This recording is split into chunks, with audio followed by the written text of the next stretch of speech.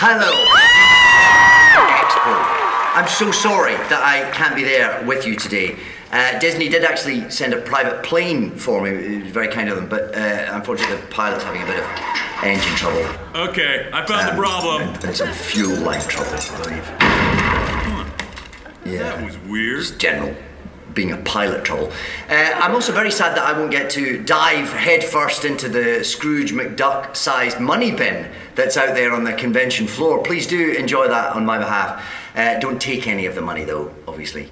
Disney have counted it.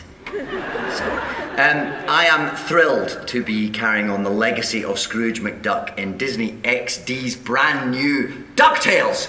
Yes, tales of pulse-pounding peril, curses, secrets, blood-curdling, rip-roaring adventure that will turn your hair as white as your knuckles.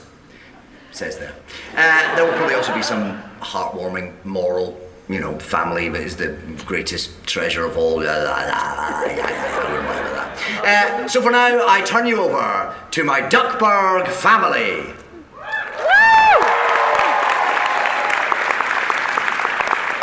All right, let's start out with the producers. Executive producer Matt Youngberg.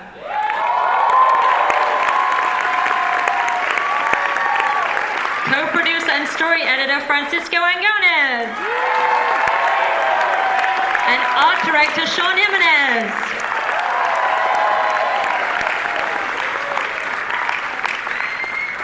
Hi guys, welcome.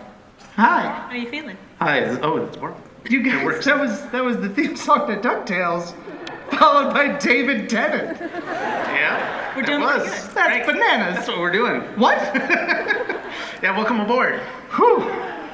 Well, to kick us off, can each of you, maybe going down the line, tell us about your role in the show and how you got involved in the first place? Sure, I'm Matt Youngberg. I'm the executive producer of the series, which means mostly that I kind of answer questions and I give directions and I work with pretty much every team to kind of move it in the direction that it needs to go, and working with the writers and with Sean, the art director, and each of our directors to kind of make it the show that you guys all are waiting for. So I started on DuckTales about 2 years ago, but I've been a lifelong DuckTales fan. I'm really excited about this, and I am daunted by the challenge that's ahead of us.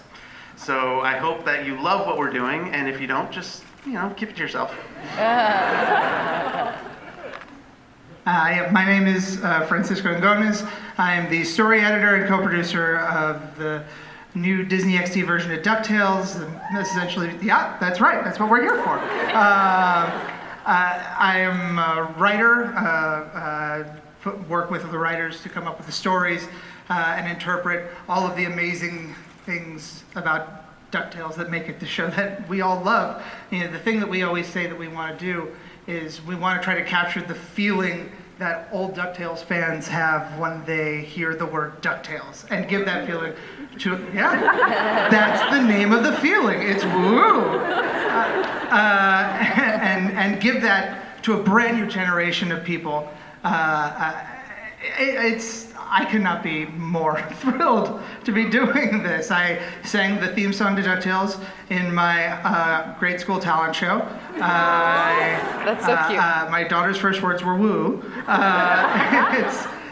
It's a dream come true, and to be able to take the legacy, not just of the original series, but the Carl Barks comics, the original Donald and Huey doing, clap for Carl Barks. Oh my God.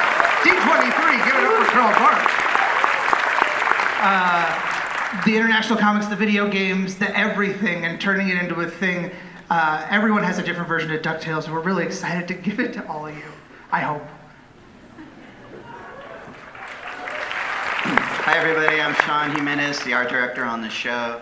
When I first came onto it to help on the show with Frank and Matt, think about it in terms of the original series. We have tons of love for the original series, but we have a really great opportunity to. I think the core idea was to go back to the comics that we were excited about, because there's a whole new generation of people. A lot of people aren't very familiar with the comics, And I personally had always loved the aesthetic of an old comic book, like an old aged comic book. So when we came, like we're talking about like what the style is going to look like, when we went to the original source material, the Karl Barks comics, it was really like, it was like hidden in plain sight, that the look of it might look like a comic book that had come to life, and that it kind of had that aged quality to it, because the source material comes from the past, but we also start taking into account the original series as well. And so this is a kind of a dialogue about all of those things mixed together, and it's been really, really fun. It's a bit scary because there's so much love for the franchise as a whole, but Disney's been really great at supporting us and trying to go to new places with it, not just literally new places, but in the look and the sort of progressive quality of it. So it's been really great. And as far as my role as art director now, at the beginning it was about setting up the look of the show, working with these two guys. But now it's about guiding the art team and getting the art team to work within the style of the show, and then basically orchestrate all the incredible ideas, because we have a really, really amazing team on our show. And it's been really, really great to work with such amazing talent. So there you go. And before we move on to other things, I wanted to make sure that we gave a special shout out to Mark Muller, who is here in the audience today. If you don't know that name, he is the guy who created that original theme song that's been stuck in your head for 30 years. Thank you, Mark. Yeah, when talking to Mark, I mean, he's also the world Guinness Book holder for a person who's had that song stuck in his head for the longest period of time. Yep. It's the DuckTales theme song was emblematic of everything that we're doing, is trying to find the middle ground between the original and the new, and Mark couldn't have been more supportive, and so thank you, Mark. Thank you.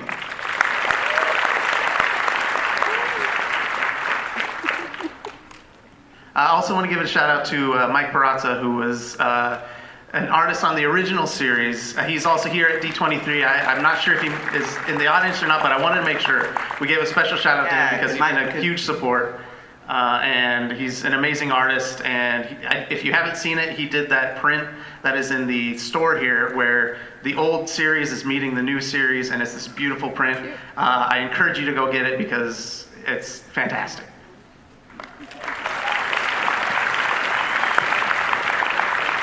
And now would you guys like to meet our cast?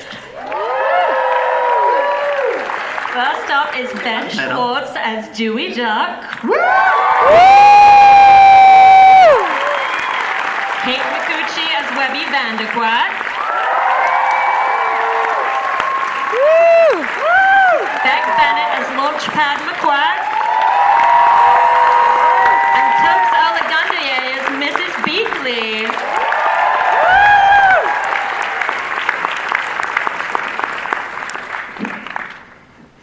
Welcome, guys. Hi. How you feeling? Good. Oh, so good. These are comfy chairs. Yeah, I might feel pretty asleep. I love this.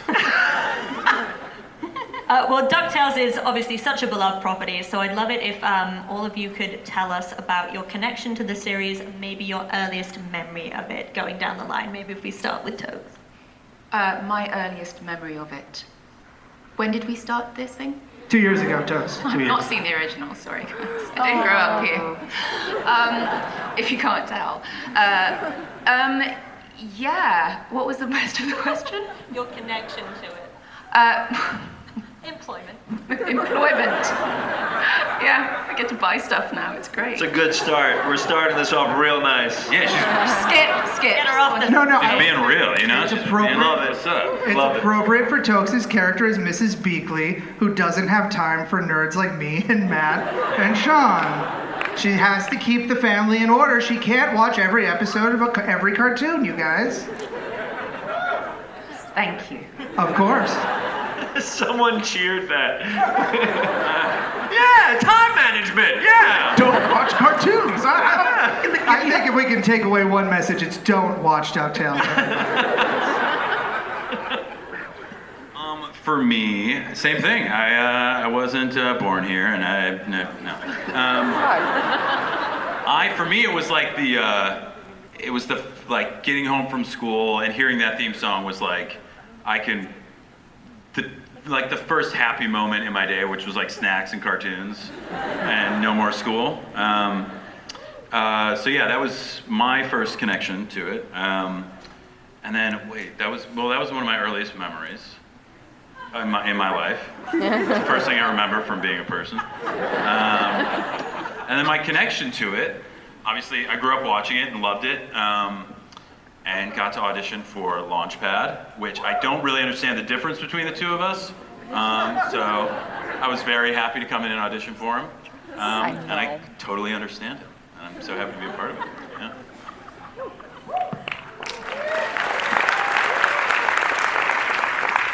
Thanks, bud. For me, I grew up watching the Disney Channel and Disney, and I was really obsessed with the Nintendo video game. I kept begging my parents, I really wanted it, and my cousin had it, and she lived an hour away, so I'd visit her and I'd be like, hey, you want to play DuckTales? So that was like my first real connection was through the video game, and then I loved the show, and just same thing, I got to audition and get to bring Webby to life. I feel really lucky to be Webby Vanderquack. I grew up in New York, and then after public school every day, me and my friends would go and watch the Disney afternoon from Gummy Bears till whatever was in the last place part, as that changed very often. But would go through the whole gamut, and we would make Kraft macaroni and cheese. We would do it. It was a part of what we did, literally what we did. Microwave. As kids. I did the microwave version. Yeah. Well, I wasn't to be trusted near an oven or like a pot, so like I had to do microwave. But me, David Fernandez, Jose Fernandez, we watched it every day, and then obsessed with video games. And for 2 years of my life, my ringtone was the Moon theme from the video game Ducktales. And it's still on my phone, which is very nerdy. You should say I could brag for you. You just beat the DuckTales. Oh, there's a remastered version, guys. I beat that on my Xbox. No big deal. I'm sorry. I guess, and I didn't get it for free. I had to pay for it myself. And it's great. And the songs are remastered as well. But this isn't about the video game. But yeah, and then the idea of, I did this might be the audience that knows this show. I did a show on Disney XD called Randy Cunningham, 9th Grade Ninja. And so when I was done with that, we did 100 episodes of that. And then when I found out there was a chance that this was getting rebooted, I remember so badly wanting to audition and being like, oh, please, if I could, let me audition for a nephew or Launchpad, or like, please let me be Gizmo Duck or something. But I remember, and then just all of us auditioned and worked our butts off, and got lucky enough to get chosen. But I'm very, very excited. This show and this role means a lot to me, so I'm very excited to be here with you guys.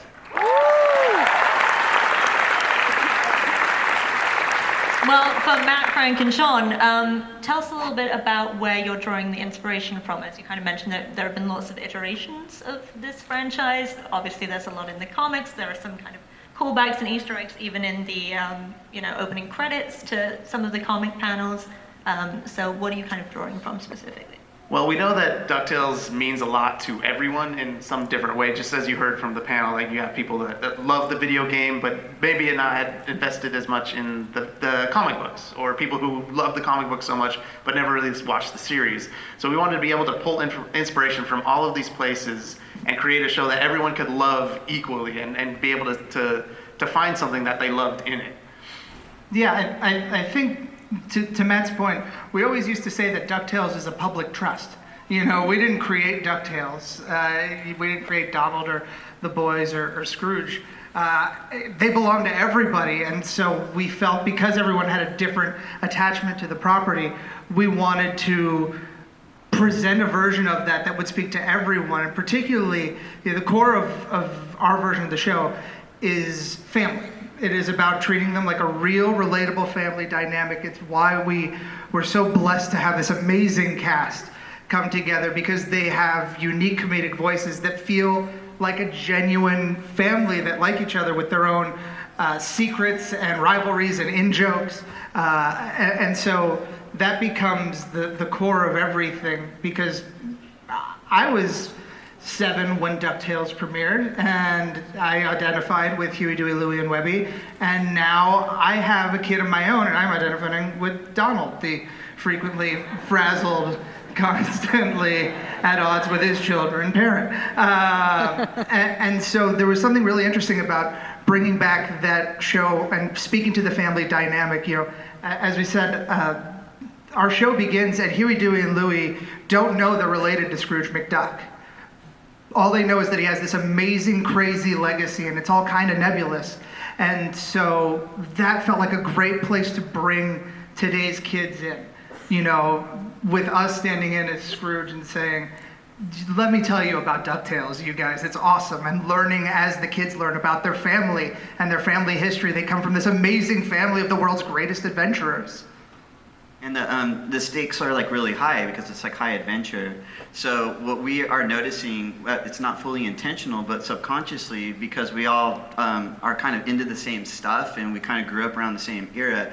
Some of the influences that sort of seep into like the storytelling is a lot of like movies from the 80s that we love, like John Carpenter movies and Richard Donner movies, like the Amblin movies. And it just was like kind of pouring in, and so there's a great kind of it's not even intentional. It's just like that tone is influencing us a lot, and it's getting into the show as you see it as the show progresses.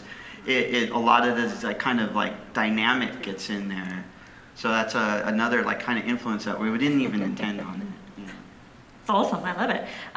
Ben, everyone thinks that Huey, Dewey, and Louie are totally identical, and in the original show, you know, there were some similar differences, but it was mostly they were kind of. And in the comics, they wore the same color sometimes every now and then, right? Yeah, very confusing. True story. Sometimes there'd be a printing error, and they would print a fourth nephew. And comics fans being comics fans, they said, that's the lost nephew, Fooey. Oh! Yeah. Fooey. By the way, Will Smith is voicing Fooey. Bring him out! Could you imagine? I think my favorite casting that I heard was Helen Mirren as Doofus. Sorry, I interrupted your question. That's quite all right. I like the vamping. It's much better than me. Oh. But obviously, because they all have kind of distinct personalities, I think that's something that you guys really wanted to bring in this season, this series. So, what differentiates him from his brothers? For Yeah, you? I'll say my answer, then you guys can tell me if I'm wrong. That's a very Dewey answer. By the way, I'm nailed. He's super Jewish. No. Okay. it's just me. Thank you for that woo for Jewish. In my head, this is what it is, and what I think is lovely, and because being a fan of the show, the original show, and then seeing how the nephews are portrayed, maybe that in the old version Huey's the leader, or that Webby might be like just along for the ride. I think these two humans here and the writers have done such an amazing job in giving them sincere personalities that if you have a favorite, it won't just be because you like the color blue or red. In my head, Danny Pudi, who plays Huey, is more of like you can absolutely applaud for Danny if you want.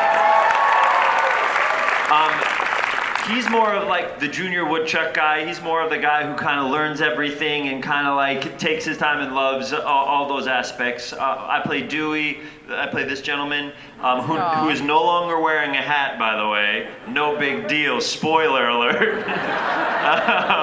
But I would say that mine is like Dewey's that middle child who wants to be seen, and if there's an adventure to be had, he is the first to jump. He's the first to jump and try to prove himself and show like, oh, this is what I can do. And there's some storylines that these two, everybody, the writers in the audience have created that it's like takes you through like the idea of what that type of personality is, to be seen and to jump into things. And I would say Louie, who's voiced by Bobby Moynihan on Saturday Night Live.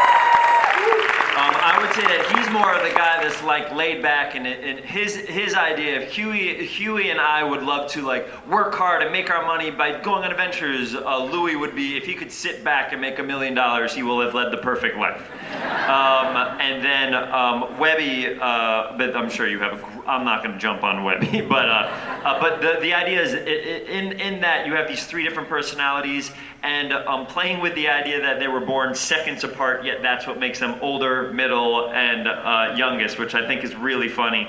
I really love the idea that now you could, when there's a storyline you know how we're gonna attack it, which is, it shows that it's good writing. You know how these three people will attack it because you kind of understand where they're coming from and why they're coming from those places. Hey, Ben, you did a great job. Hey! And Dewey always has like a pocket full of Hamantaschen. Ben, he doesn't wear pants. Right. It's in his chest pocket. Kate? Yes. I've seen a little bit of the show, so I know that Webby is a total badass, but she also kind of takes things to extremes a little bit. She can be a little bit OTT. So how would you describe her dynamic with the boys, and what do you think she brings to the table that they don't? Oh, well, I would say Webby is she's so excited to be along with the guys. She's one of the guys, I would say. She's such a strong female character, and she's so excited. Like, just basically when I go in to record, I try to have the most energy possible, as if I drank 20 Red Bulls, even though I don't drink Red Bull. Sorry, Red Bull. They're all out there. Oh, no. She's just so excited, and it's really high energy, and I think that, I mean, maybe you guys can tell, like, she often wants to lead the way or has ideas, and perhaps, maybe doesn't have the best ideas, but if she believes she has the best ideas. She believes in herself, I will say that, and she just kind of goes for it, and it's so much fun to play, and I find myself moving around a lot when I play Webby, but I think that only helps me to be her. Yeah. One of the big things that we wanted to do is make sure that it was never the boys or the nephews, it was always the kids. And to incorporate, part of the show is that it's a weird big family, and that Webby was equally as much one of the nephews as Huey, Dewey, and Louie. And to speak to the distinctions that these guys brought to the roles, it wasn't just us, it was, this is absolutely true. After we found this amazing cast, I went back and rewrote the first 2 episodes and tailored them to the voices of the guys that we got, because they understood the characters implicitly and brought something new to it. And it was just such a thrill to have that dynamic, that we have with the voice cast, with the board artists, the amazing board artists who are in the audience, and directors that are in the audience, and the design team and everybody. And it does feel like, most of the times you work on a cartoon and it's like, well, I do my part, and the actors come in and do their part, etc. And it really does feel like the voice of the show is the voice of the crew, the cast, and everybody involved in it. And I think it's a genuine sincerity that comes off of you guys. So thank you guys, all of you, yeah. What do you appreciate most about him, and why do you think Scrooge keeps him around when he seems to crash every single vehicle he ever touches? He's cheap. Like, I don't cost that much. I don't cost anything. I don't know how much I actually cost to be his valet and pilot. He keeps me around because, well, one of the things I love the most about him is that he never gets down on himself. He's never like, oh, I messed up. Oh, well, he's just like, doesn't even come into his brain at all. He'll crash stuff and be like, great, I did a great job. And he'll find a way to turn it into a positive, which I think is something like I have a little bit of that, I would say. But, whenever you like mess up and you're like, oh, I said that thing or did that thing, it's like, that is not a part of his brain. There's no awareness there, which I love. It's really fun to perform that. And then Scrooge keeps him around because he's so loyal. He loves him so much. He lives for Scrooge. He just lives to make his life better and protect him. So even though he's always frustrated with Launchpad, he knows deep down he's his best bud. And I think Scrooge also sees that he's game for anything because he doesn't question anything. Yes, he will do anything. It's like, hey, you want me to drive into that or fly into that storm? Sure. No, not a problem. Yeah, other people would be a little bit more wary of going on adventures, whereas Launchpad would not. Absolutely not. Yeah. And Toks, it looks like Mrs. Beakley kind of has the unenviable job of cleaning up after Scrooge and the boys, but it seems like she's also kind of the glue holding the whole thing together. So what do we need to know about her going into the show, and do you think we'll see her get any action of her own, going on any adventures with them at any point? She might. I mean, watch it, right? TBD. She takes no nonsense and cleans up everything and not necessarily with the best sense of humor either. She's always upset. She's just always angry. It's great. She's just, yeah, she has absolutely no sense of humor. But that's funny, trust me. Just wait for it. Yeah, but it's a lot of fun, and She has some of the best lines, I think, just from what I've seen so far. Okay. Just the deadpan delivery, I just love her. I think that everyone has some of the best lines because it's just really well written. It really is. I read every single episode that I get from beginning to end before I come in, and I always have a great time doing it. Yeah, she's something else. That's what I'll say. She's something else. And when I do that role, I try to embody my very stoic Norwegian grandmother. So we'll just leave it at that. Very nice.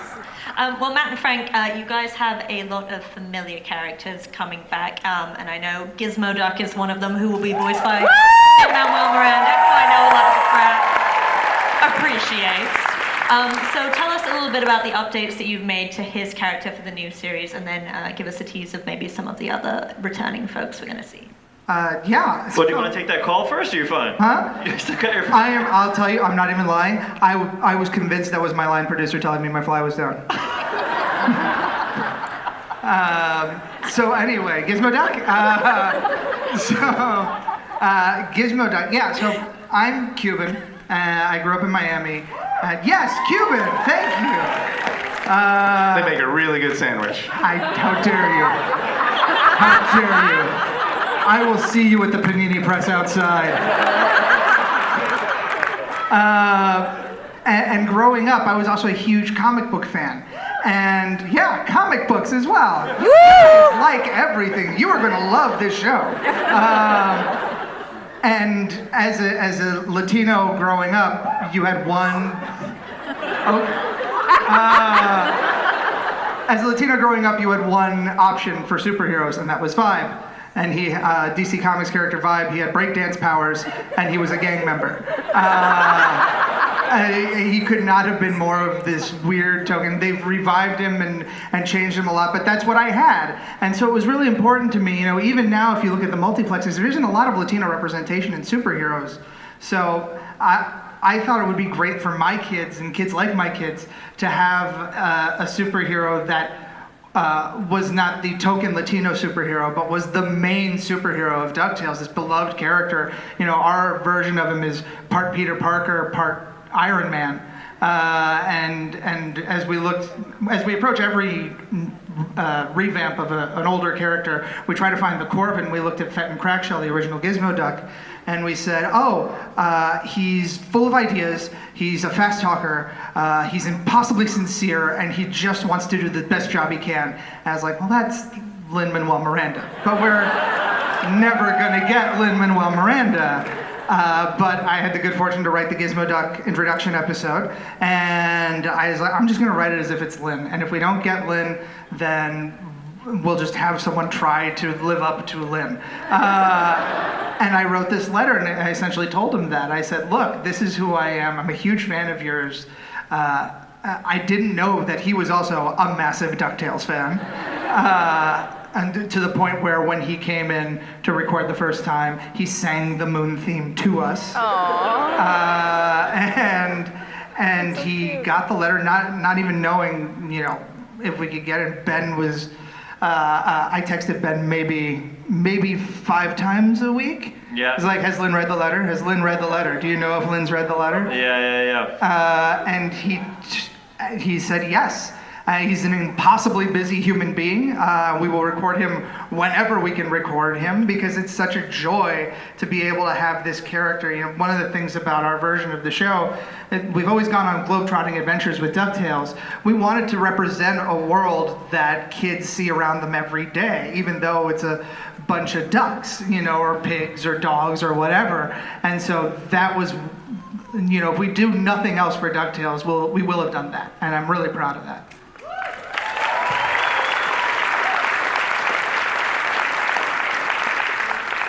Characters that you can tease as well as Gizmo Duck? Other characters, well, if you loved it in the original series, Frank can speak to this. This is in your tweet, his pinned tweet of, if you love the character, Or Yeah. you will see it, right? Or we do too. Yeah, we love the character too, and absolutely they will be back. The idea is, it's such a huge world. It's a huge legacy of this DuckTales world, this Disney Ducks world that we all know and love. If we need a role for a new character, we're going to go back into the history of Disney and try to pull something out. I can say, I'll say this. So Ludwig Von Drake, everyone know Ludwig Von Drake, famous Disney Duck. So the thing is, we have Gyro Gearloose, of course, who's very closely tied, played by the amazing Jim Rash. And so we had Ludwig Von Drake, who's another famous Disney duck scientist. It's like, we can't just have two Disney duck scientists. So one of the great things we have is, because Scrooge has this long legacy of adventure spanning back decades, we said, well, at every period in his life, he must have had the same kind of group of people. He always had a bruiser and a scientist and a whatever. So we do have an episode that goes back to 60s and a little bit of Scrooge and Beakley's past, in which Ludwig Von Drake sort of serves as the Cube-style weapons master and gives Scrooge his action pogo cane from the video game. Yeah. So that's a prop cameo. Does that count? Yeah. Yeah, and it is really important for us to be able to, when we're trying to come up with a new story, we can either look at what beloved characters do we want to use, and how can we find a story for them, and how do we fit them into our world. So we'll look at beloved characters, not just from the old series, but we'll look at Disney classics, and we'll look at the comic books. And the comic books are so beloved around the world that there's a lot of characters who never even showed up in DuckTales, the original series. But we're like, but that character's so amazing and iconic. Let's introduce it to a new audience that hasn't read the comic books. And so we'll bring them in. Other times we'll be coming up with a story, and it will be, what's the right character for it? So we'll have to find a character that fits it. Either come up with somebody new, but if there's something that's created that we can bring into our world, we want to try to do that first. Nice. And Sean, can you talk a little bit about updating some of the iconic looks that we'll see? Maybe Gizmo Duck is one. How did you kind of re-envision these characters, and what did you kind of take from the old, and what did you kind of want to again, I'm kind of going to echo what Matt said. Is we first will kind of go to the character that, you know, is in if it goes back to the comics, we start there, look at the DuckTales series. But I think what ends up happening is we kind of always sit down and we'll start talking about it. I think the important thing is that a lot of the characters' persona that we see when we have read it or watched it, it kind of acts as a seed. And then it opens up, it kind of tends to grow, and then that's when you'll like kind of mix and match. You know, again, like with Gizmo, it's like kind of Iron Man-ish, but there's still something it's like it's a current idea.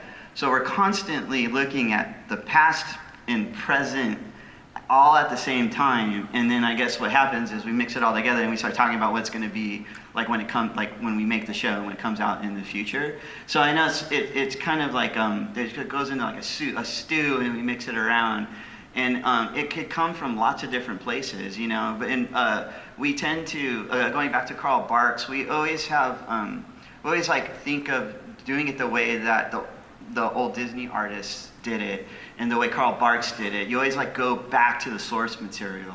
So you also take into consideration not just the character, but what their nationality is, or what their possible history is, and from what place does that come from. And so we'll go into that, to that extent, to try to find something fresh to add to it or to elaborate on in the new character. Well, one of the great things that you did when you guys were cracking, both Matt and Sean and our amazing design team, cracking the new look of these iconic ducks. I mean, Donald Duck has been around way before we were born and will be around long after we're gone. Bringing in not just the Carl Barks, but also looking at some of the stuff that Milt Call did for the original TV, the Von Drake stuff and Scrooge McDuck and Money, and it really is, again, not just the stories that we're talking about, but the art style and the art influences come from this huge, rich history of Disney love and various styles. And I'd actually like to put that it's functionality too. You know, it is a TV series, it is a cartoon series. It has budgetary constraints and schedules and things. And there's a way of designing the characters. Like for example, how we cracked. Should we talk about how we cracked like Donald the Beak language of all? Beaks are hard, you guys. Beaks are really hard. Beaks are really hard. Like thinking, Don't get into the business of drawing ducks. Yeah, thinking in terms of like animating these characters, you know, a lot of times they're very complex to draw because the beaks are like a piece of architecture that's like stuck on a soft, squishy, feathery pillow, you know, and that's really hard to draw, especially like three-dimensionally. So, but we also wanted to honor like what has been made before, what's been cracked before, and so Carl Barks did a certain duck bill, and we looked at to that, and we got very scientific with it. We had all the art up on the wall, and we were picking and choosing and drawing and having our artists take different stabs at trying to figure out and crack the duck beak problem.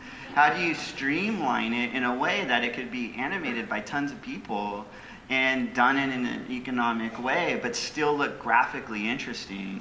So we went to, you know, if people are familiar with Milt Kahl, like he's a great Disney legend, but he had an ability to streamline and do things graphically really in an interesting way. So we kind of like squished Carl Barks and Milt Kahl together, and that's how we kind of found our beak sort of style. Yeah, it was, I think the most important thing as we were developing the style was making sure that we were true to what had come before, but giving the audience something that felt current. And by going back to those original sources, that's what we were able to do. And it was really important. We tried some crazy design exploration, but at the end of the day, we kind of hit on this weird uncanny valley thing. It's like the uncanny valley, if you're doing CG and you're trying to do a human and it doesn't look quite right, that's called the uncanny valley. You know there's something off about it, but you can't tell what it is. That's how it is with these legacy characters. You have Donald Duck, and if you get too far from it, it doesn't feel like Donald Duck anymore. So being able to pull from these old influences and then let it meld into our modern sensibilities kind of got us out of that uncanny valley and created these, helped to identify these characters a little bit more. Fantastic. Well, we are going to make time for audience questions, so if you want to start lining up now, I think there will be people on either side with microphones, but before that, I think, Matt, do you have something you want to talk about? Do you guys want to see something? You guys, you've been listening to us jabber on, and it's not very fun. So we brought you a special clip. And we work really hard on DuckTales. We've been working so hard that we wanted to put together like a teaser of a season, stuff like that, and we could not do it because I always say that the recipe for a person who works on DuckTales is 50% a person who's so excited that you can't believe you're working on DuckTales, and 50% so terrified of messing it up, so you spend every night, sleepless night, trying to fix it, make it a little better. So we could not put together a teaser of our series, but we could put together an animatic of a teaser of our series. So here is, again, this is, if you don't know an animatic, it's like a storyboard with voices and etc., and a nice little animatic teaser of where we're going over the course of the first season. So roll clip. Minutes left, so everyone try and keep your questions succinct. I'm not very good at that, but you guys I believe in, so go and we'll try and get through as many as possible. I was wondering, because keeping in line with the comics, as Marvel is a part of Disney now, if we could ever see Howard the Duck? I would encourage you to start a very strong letter writing campaign, because that would be great. That would be so great, yes. Thank you. Excuse me, are we going to see any other party references to other Disney shows like Darkwing Duck or or Tailspin or Gummy Bears? Are you talking about the Terror that Flaps in the Night? The overstuffed burrito that falls into the lap of iniquity? I have never heard of this character. No, it's not familiar. Nice try. Next question. Hey, just had a question about some of the themes that may or may not continue from the old series. Everybody tries to be educational and stuff, but DuckTales kind of went into some deep stuff. It was going into economics. I mean, I was like, wow, kind of blown away. What was it? Work smarter, not harder. It was all about productivity. And next thing I know, there's this duplicator ray, and they're teaching about inflation and monetary policy. And it's like Scrooge McFriedman. But it's a Milton Friedman joke. But anyway. Yeah, got it. Yeah. Okay. So just wondering how much of that type of stuff is. Are we going to see more of that? Or no, and also some other stuff I learned. I actually did become a pilot, so Launchpad, watch out, because I did learn from that show that any accident you can walk away from, any landing you can walk away from, is a good landing. It's true. It's true. All right. Yes. No, we definitely have a lot of things that we explore through the series. One of our early episodes is Scrooge seeing Louis unproductive and deciding that he wants to teach him a little bit about productivity. So that's one of the early episodes. And yeah, as it goes on, we definitely explore more things like that. But in the DuckTales way, just as you were saying, with duplicated rays and giant robots. And giant robots and all that kind of good stuff. Because, who wants to learn about economics if it doesn't have a giant robot? Thank you. Next question. Hi. It's obvious that not only all of us in this room, but virtually everyone on the panel have been big fans of the original animated series. And going into the new series, I was wondering, maybe this question could probably be for each one of you. Is there a particular episode that you liked from the original series that you would like to see enter into the new series in a new form? Yes, so we did it.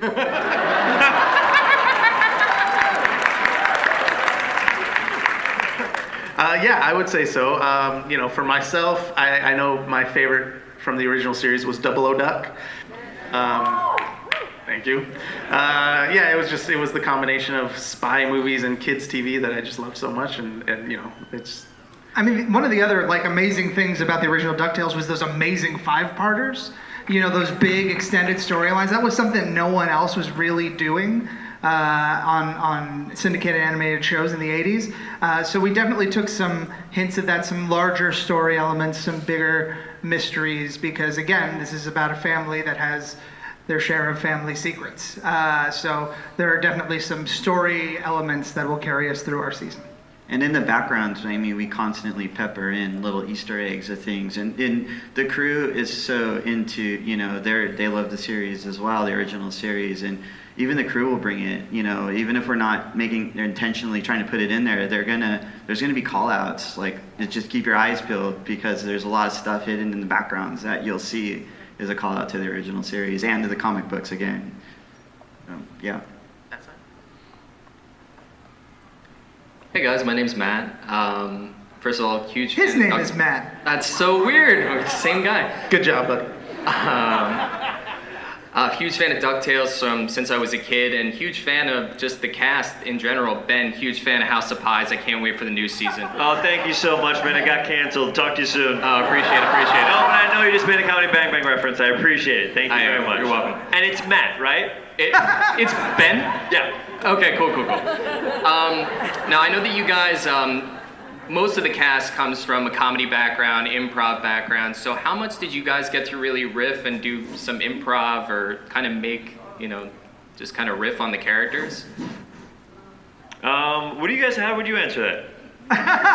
What made the cut? Yeah, that's what my question is. I don't know how much I improv'd yet until I find out what actually they used. I can definitely say there is a scene in the premiere pilot that there is no doubt that Ben Schwartz is playing Dewey Duck.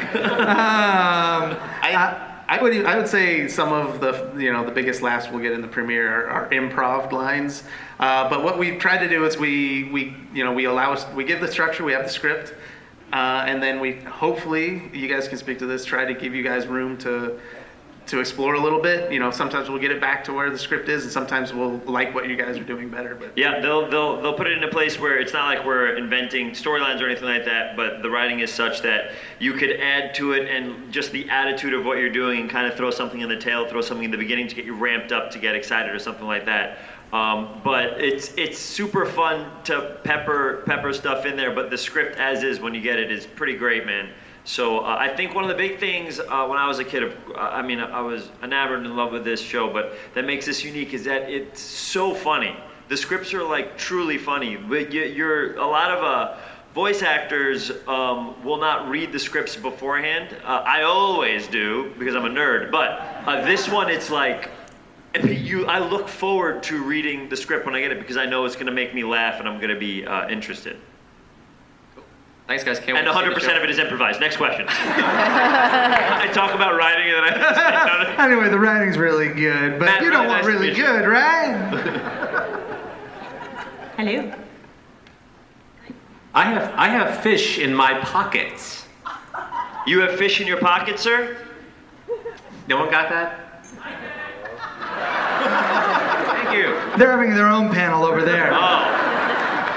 Okay. Okay. It's a Carl Parks reference. Oh, It's a Carl Parks reference. So the question I have is, we've seen a lot of characters from DuckTales that are going to be in the show, but one that I'm kind of curious about how we got probably left by the wayside is Duckworth. Did he make it into the early concepts? We have already premiered Duckworth and no one's found him. By the way, there's a lot of Easter eggs in that opening sequence. Like a lot of Easter eggs in that opening sequence, and not everybody has found them yet. There's some real tasty treats in there. Thank you. Duckworth does exist. We'll just put it Thank you. Now, you guys mentioned you've pulled stuff from many different versions of DuckTales, and no less than 3 times has the moon theme been mentioned on this panel. So I'm wondering, does the moon theme actually make it into the show somewhere? Watch the show. Next question. Hey, what's up, guys? My name's Angel. We are terrible at answering questions. We're real bad, guys. Not going well. So my question is, looking at all the material that's come out so far and the stuff you guys have shown, Donald's playing a bigger role in this version of the series. What changed the whole dropping the kids off and going the Navy route versus actually being an active player in the cartoon? I would say it's partly due to the fact that we could use him and we were excited to be able to use him, and partly the exploration of the theme that we're doing, which is about family. Especially in this first season, we're exploring a lot about what family is and what it means to be a part of this family that has this rich legacy, and discovering what that family is. And to do that without the nephew's really struggling single father type uncle seemed to be doing a disservice to the idea of family. And having Donald come in as this, as someone that we as parents can now relate to, it was a really interesting angle that we thought we could dig into.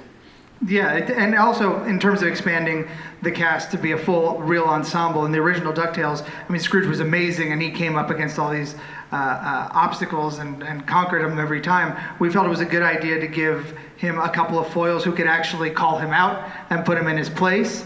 And that's definitely, Scrooge loves risk, and Donald can't stand it, so that felt like a good thing. It's part of the reason that Mrs. Beakley was up to being more someone who can call Scrooge out on both how he relates to his family and his life. So it was, again, more towards going to that family dynamic. Thanks a lot. Hi. First, I just wanted to say that you guys have an incredible art team. I love them a lot. Yeah, they're amazing. You're amazing. Very amazing. You're amazing. And this question is for Sean, but anybody that has an answer. What's your favorite part, production-wise, when you're making a new episode of DuckTales? I think I'm experiencing something very unique on this show. Part of the reason why I got the gig is because I worked on I worked on Gravity Falls, and I worked on the Mickey Shorts, and there was sort of that brain trust idea where the core people are kind of coming up and getting in a room together and coming up with ideas. On Gravity, it was great, but Alex Hirsch kind of, he was sort of the prime mover of the ideas and concepts.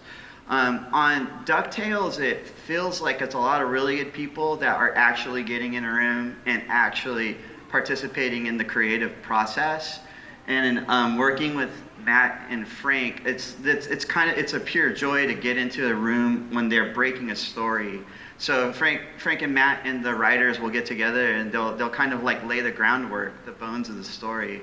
But I get a chance to come into the story room at a certain point and kind of help come up with like what we call like technically like spatial concepts or conceptual ideas, and that part is the very best.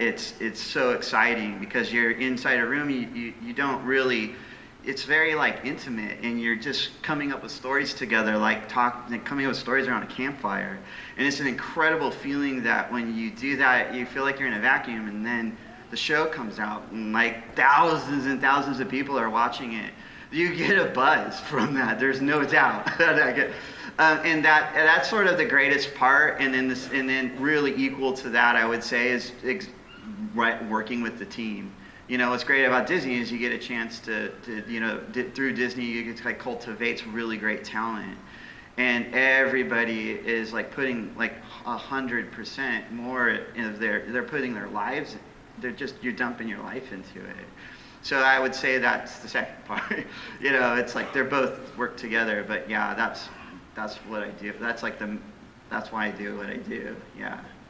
And I'm very sorry, guys, but that is all we have time for. Actually, I have to say one more thing that I was told. If I say nothing else, there is a filter on Snapchat. So use it.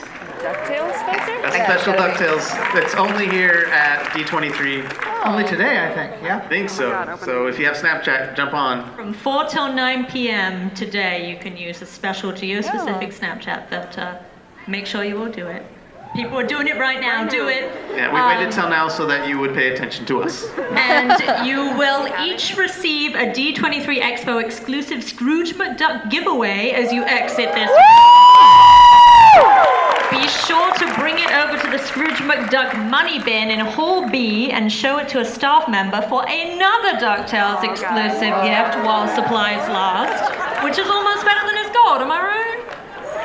Give me a big round of applause for these wonderful people.